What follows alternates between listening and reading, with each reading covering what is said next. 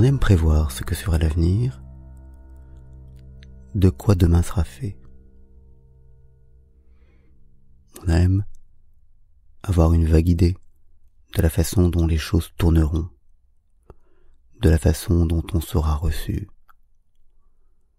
de la façon dont les choses se poseront et au milieu desquelles on sera.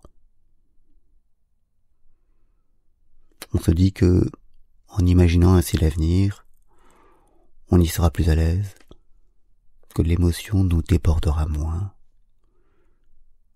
qu'on sera plus adapté à ce futur que nous ne connaissons pas encore.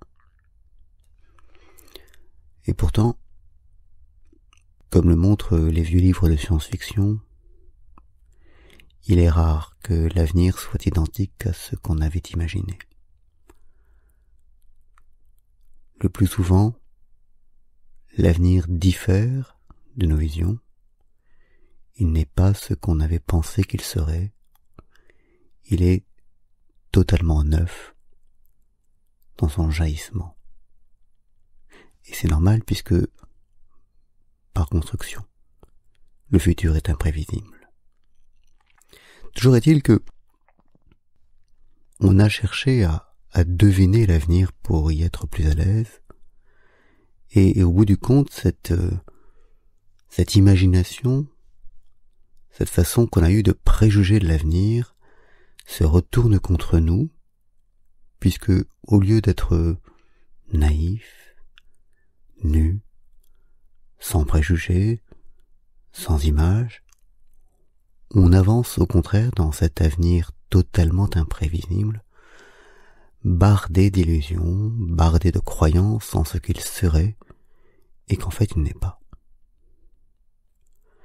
Et au lieu d'être plus à l'aise, on est plus mal à l'aise, parce que engoncé dans de fausses idées. Le meilleur moyen en fait d'affronter l'avenir est, le plus souvent, de ne pas chercher à l'imaginer. D'être vraiment complètement nu, sans idée préconçue, pour le vivre pleinement, pour être capable de le saisir, sans voile, sans reflet, sans lentille déformante. Voir les choses telles qu'elles sont, et non pas telles que nous avions imaginé qu'elles seraient, et c'est souvent bien différent. Mais du coup, pour se mettre dans une telle position, il faut refuser ce réflexe que nous avons souvent d'essayer d'aller un peu au-delà du temps pour poser notre regard sur demain.